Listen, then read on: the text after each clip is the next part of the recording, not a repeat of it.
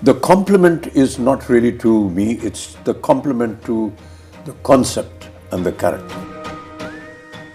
Hello everybody, this is Amitabh Bachchan and I'm privileged to have Nagi Ashwin here, the director of Kalki. Full privilege. And it's 8 o'clock in the morning here in Mumbai. And I've just come back at about 3 in the morning after seeing Kalki for the third time. And just cannot explain the wonder and the experience that all my friends, we watched the film again. And so I thought that there are many aspects of the film, Nagi, which a lot of people put questions to. And in my mind also, there is a lot that comes to me when I think about Kalki. Explain not just to me, but to the audience in general, how you thought of. When we spoke to Priyanka and Sapna, they said, after the last film, they waited and asked you what you're going to do next, and you said, I don't know. And almost after a year or so, you went to them and said, I have something. And after that, Priyanka was saying that after hearing it, I couldn't sleep for a couple of days. And then she rang up Sapna and said, we have to start getting to work on this. So, what went through your mind and how did you conceive this? To be very honest, sir, I thought this story would be probably one of the last films I'll ever make. I thought this would be my retirement film. But and we won't let you do that. Yeah. And I had like a smaller story, maybe something that was not as ambitious as this, that I wanted to start off with. And somewhere along the way, like those few months after Mahanati, I was coming across either articles or like some sort of videos about the Chiranjeevis or about some sort of a Mahabharata connect, and I was even seeing some articles where I was seeing that maybe some production houses in Bollywood were starting to think about Mahabharata or Ramayana and all of that at that time, and I had this story, I had a germ of this story already by then, and I was like, okay, so maybe it's time to bring this out of hibernation, and I took it out. And I started living with it for a few weeks, and I realized that the energy that it would probably require to bring this to life and to bring it in front of people was something that I probably had now. And I don't think, to be honest, me, Swapna or Priyanka fully knew what we were getting into when we had that first narration. That's what they also said, they suddenly realized, oh my God, we need to start working on this now if this concept and this dream has to fructify.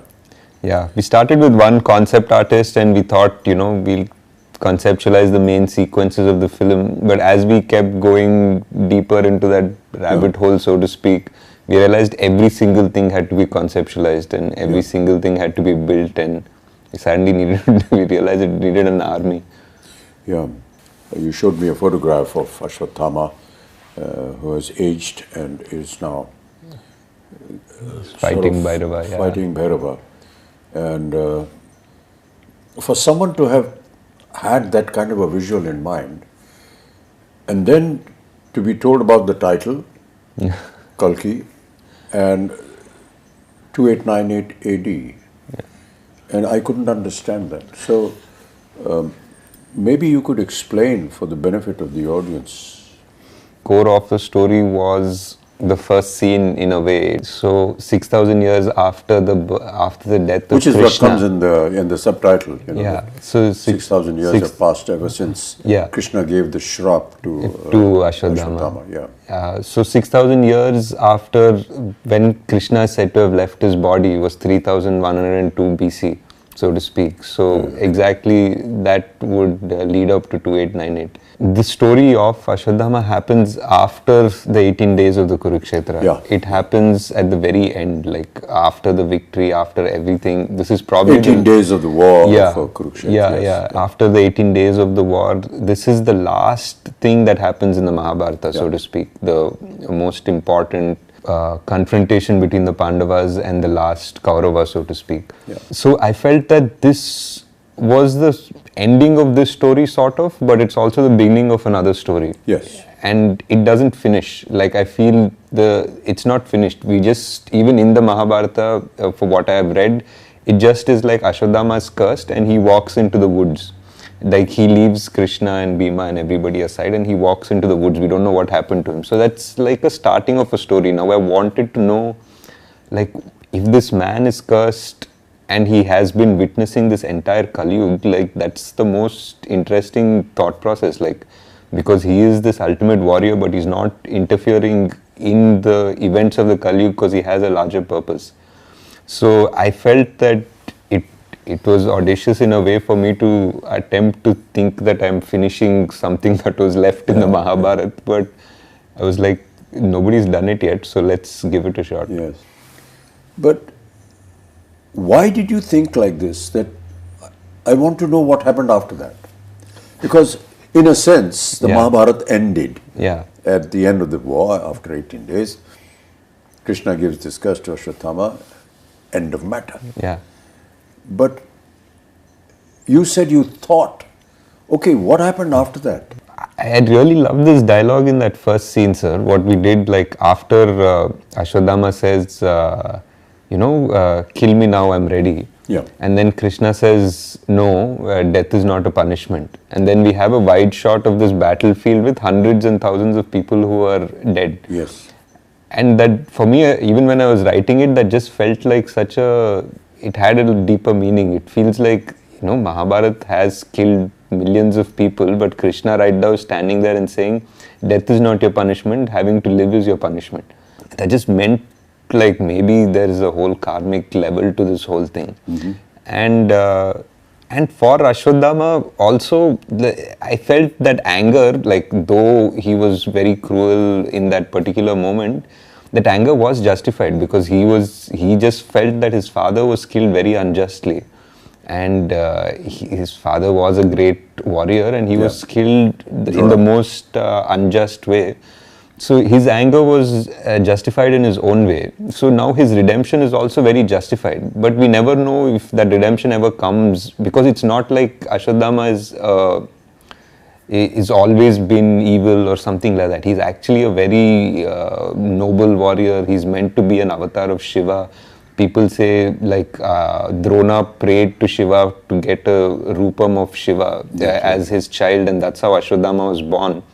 There's a beautiful, beautiful couple of pages in the Mahabharata that shows before Ashwathama enters the Pandava camp to massacre the rest of the Pandava army, he sort of, Krishna had put out a barrier. He had put out, like, his magic in a way. He's put, like, the biggest celestial guardians around the camp, and he went back to the kingdom, and Ashwa came and he realized he can't cross those celestial guardians, and for that one time he became like a Rudra Roop, like he became Shiva. He entered one pyre and he came out like Shiva, and there's Kripacharya watching this and he became so scared, like he actually ran away from that scene because Ashwathama was so terrible and so magnificent. So that character always intrigued me. Like, you can't have an avatar of Shiva who is the greatest, is the son of the greatest warrior, and not know how his story ended. So that was the point of evolution of the idea and thought of how to continue with this. Yeah. And he wasn't also, like, the most popular Mahabharata character, because from what we've usually exposed to in serials or books or anything, we know about the main ones. We rarely know much about Ashwathama, but I feel he was multiple times capable of destroying the Pandava army if not for Krishna. Like, there were astras that only he could use and only Krishna knew how to stop them. After 6,000 years. Yeah. You hear the words of Krishna saying, that when there is no water in the Ganges. And these were all very symbolic but very pertinent little things that kept coming up. How did you conceive that the futuristic world 6,000 years from now is going to be looking like this? There were a lot of things that we try to extrapolate, sir. Like, for example, there is massive drought now. There is clean air is already such a problem in so many places in China or even Delhi, for that matter. That buying air is going to become a common thing. It's actually become a common thing already. And the fact that physical currency is not going to exist has already happened. So a lot of things that when we started writing we thought were very futuristic have already happened by the time the film released. And we had to just try to understand that if there is no water and the biggest problem is fertility, I feel, like of man and of the soil. Like those are the two biggest things that will change the world.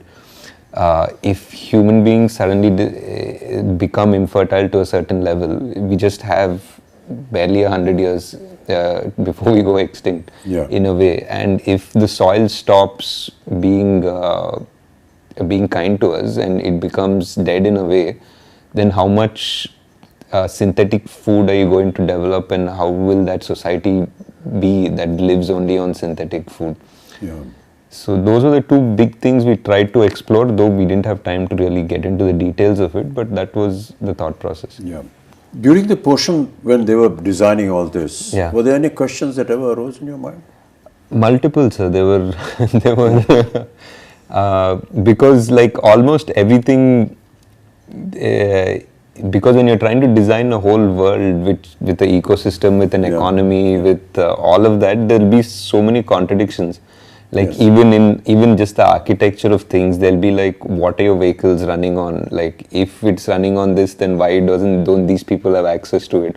And what access does the complex have? So suddenly we're designing a whole world, right from the economy to its power systems to grid to like, what do people do? How are they making money? And is there a welfare system in this world? Like there's so much discussion, and after I think 5-6 days of brainstorming, we usually just stop and say, enough, let's get back to the story. I was talking to some people about Shambhala and what it was, and that is something that they said, that this Shambhala is something that is under the earth. It's there in the Buddhist thought process. I personally felt that there is a scene when Mariam comes forward before she sings that song, to that circular that design, mandala, which I don't know whether I'm correct in saying that, but it's a very Buddhist. So is that what went through your mind? It was, sir. I think the idea of Shambhala is something that is very similar to our culture and Buddhist culture, even Persian culture. They have different names for it. And I felt that it's very interesting that all of them have names somewhat similar also. Somebody calls it Shangri-La, somebody calls it Shambhala, and all of them say that it's a place where people are going to sort of retreat to in the Kali Yuga, when adharma becomes so much more outside, and that's where the avatar will come, the savior will come, so to speak. So I felt it's very interesting that so many cultures have the same idea. And the idea of the symbols in Shambhala was like a mix between the chakras that we have, the Sri Chakra and all of that, combined with the mandalas that Tibetans have, which are so similar. So that was that. We just wanted to find, I think in the production design discussions that we were having, we were always trying to see like how culture would be amalgamated in 6,000 years. It wouldn't be like sharp lines between cultures and traditions. Things would probably get merged a bit. But it's, it amazes me how one person's brain could have designed and thought of all these things. I couldn't have, sir. There was a production designer, Nitin Zihani. We had multiple meetings. We have a concept design team which is really good. They're from Jaipur, fully Indian, like Immortal Collective. We had an in-house storyboard artist, Venu. I mean, for a movie like this, I would say that we probably required a bigger team, but the team that we had was fully on board, and everyone was constantly ideating. I mean, I definitely had to okay the final aesthetic, and I would guide them and direct them the way it had to go.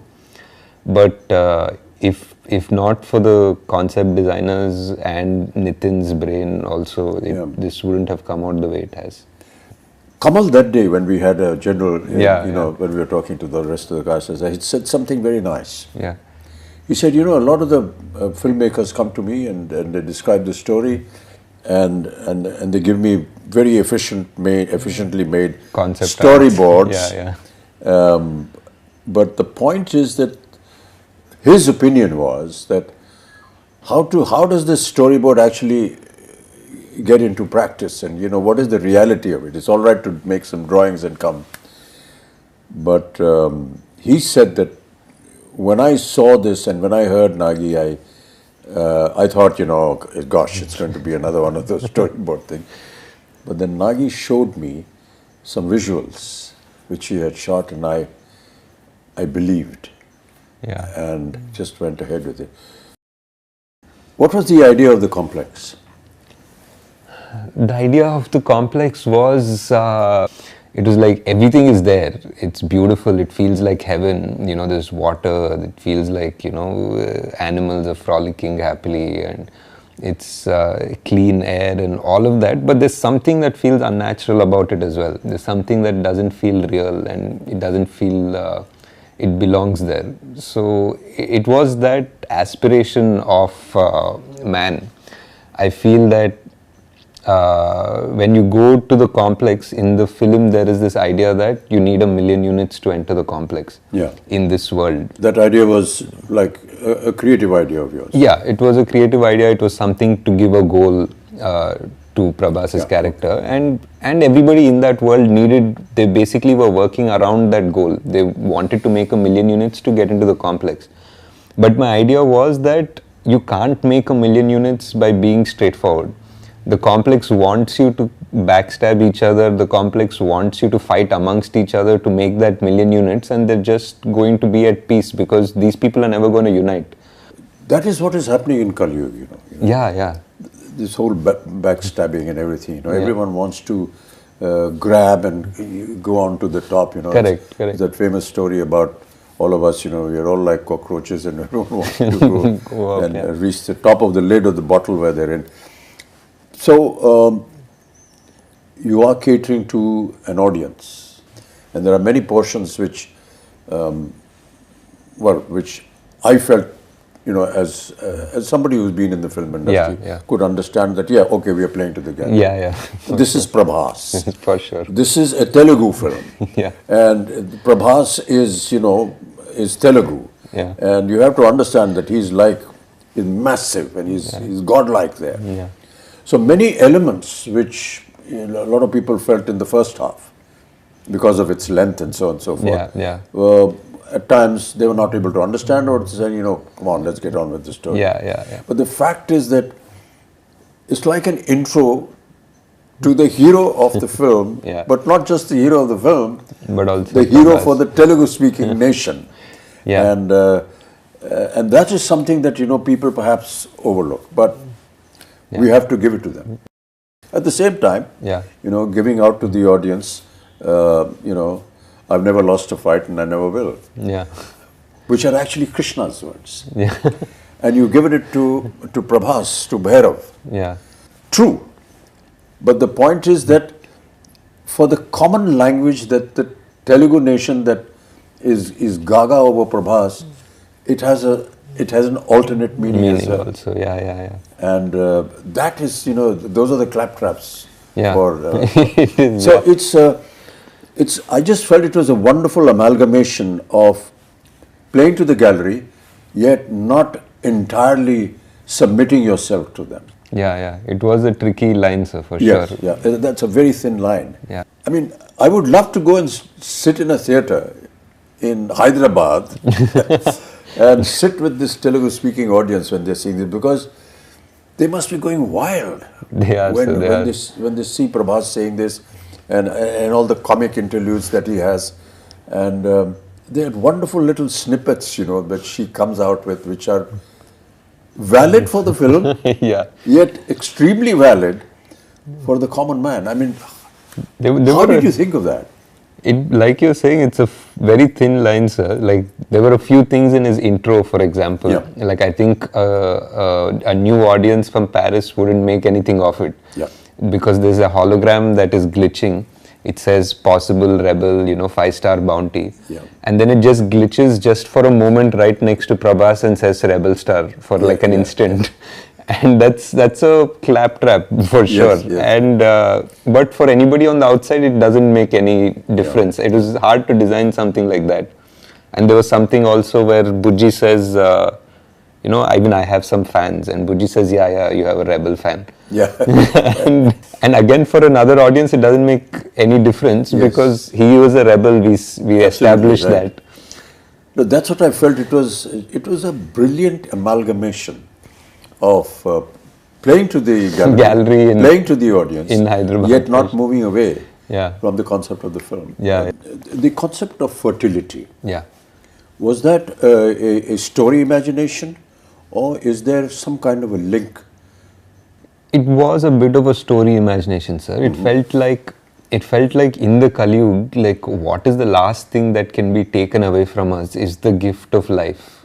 People's morality and this and that and everything. And the last thing that would die is the actual gift of life, like whether it is food or whether it is the chance that we procreate and make and continue our species.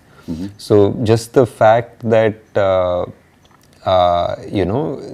there was a dialogue which said that I will be born in the last womb of the Kali Yuga. So that was there in one of the earlier drafts, and it felt like that was the most dramatic way to introduce our savior. Yeah. And a lot of questions being asked is, how do you manage to perform when you don't have the props around you? Yeah. We really tried in this film to build as much as we could, sir. Like whether it was the off sector where there was desert and the truck and everything, or Shambhala, the bridge. We tried our best to give as much, but yeah, there were definitely sequences where it was just a blue screen. And we all know that, Indian cinema works on poetic justice. Yeah. And I keep quoting this from my father, who used to watch a film during his last days every evening, and I was to ask him, what is there in watching a film? So he used to say that, I get to see poetic justice in 3 hours. So during the length of the film, at the end of the film, there's poetic justice.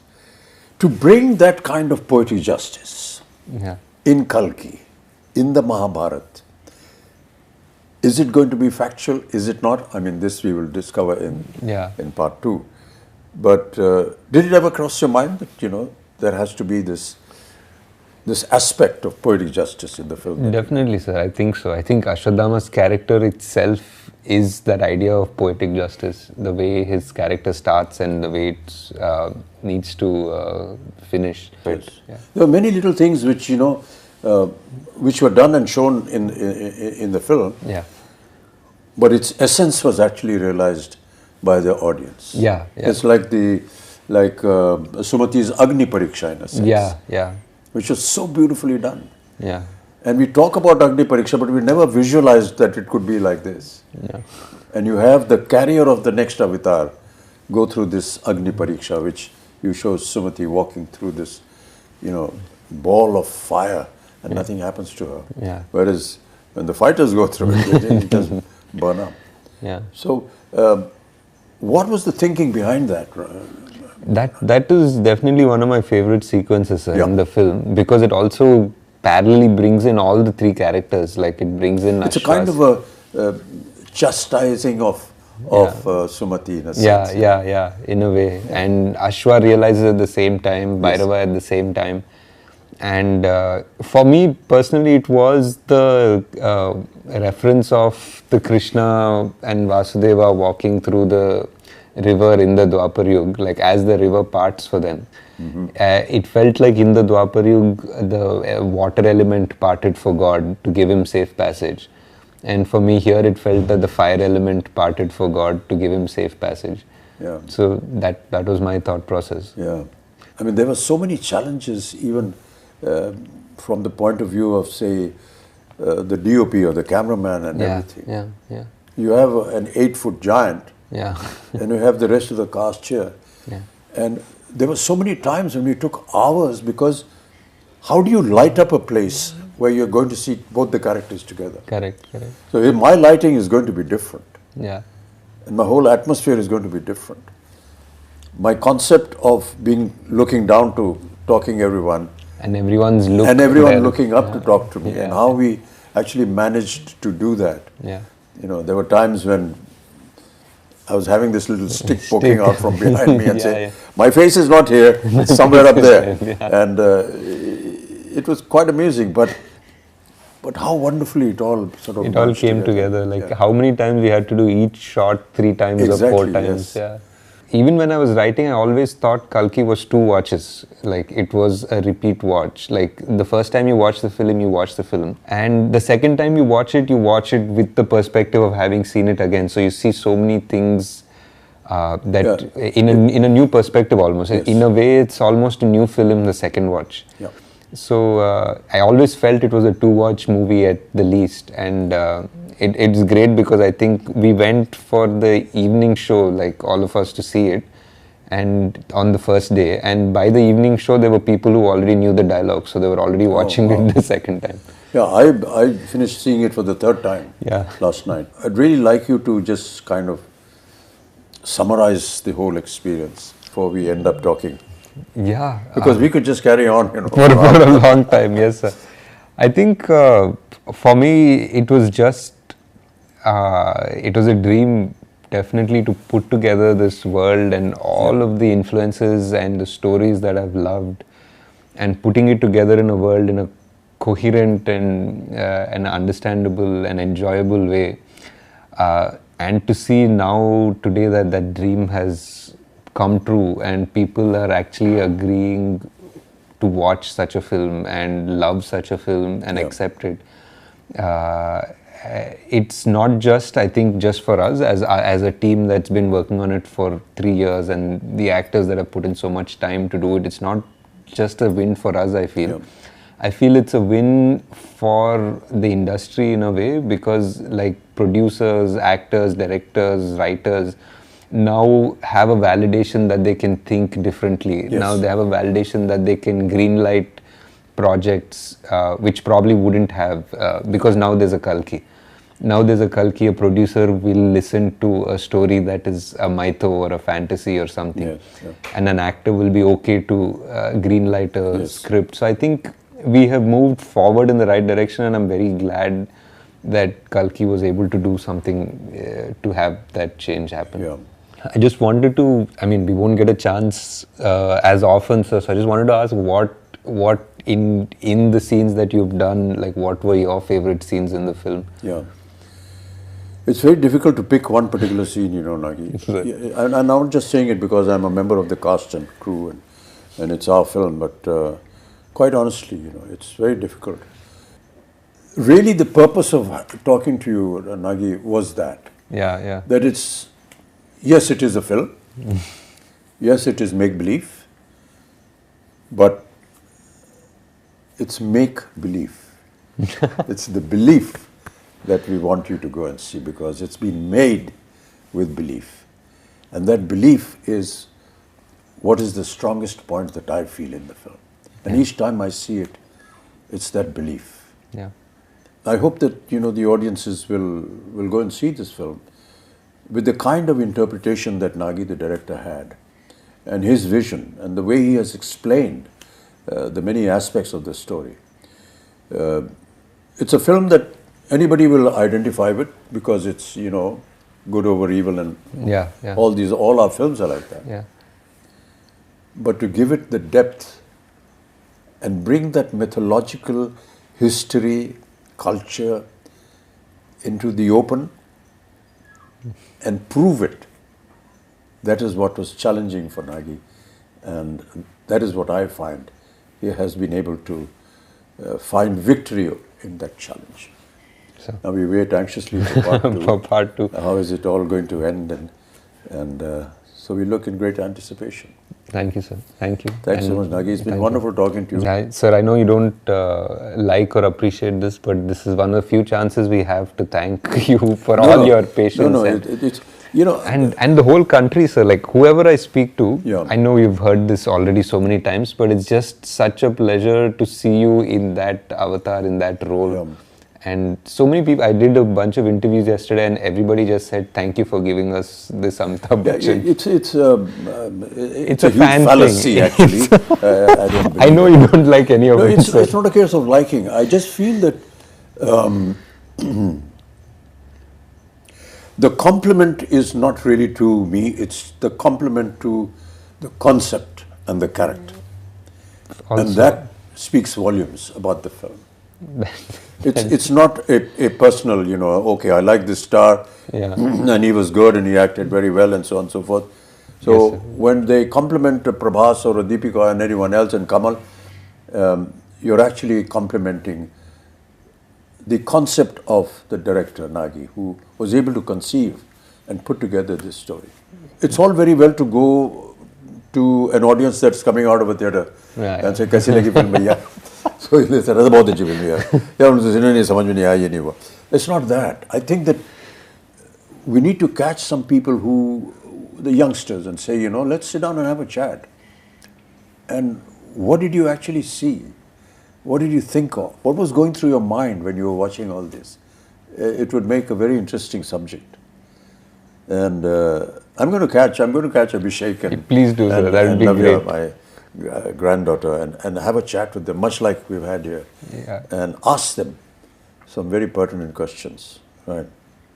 Thank you, Nagi. It's That'd be been a great, pleasure. sir. Yeah, Such a thanks so pleasure, much, yeah. such a pleasure, sir. Thank you so much. That's the end of our very long, intricate conversation. And I hope that you enjoy the film when you see it. Thank you so much. Namaskar. Great, sir.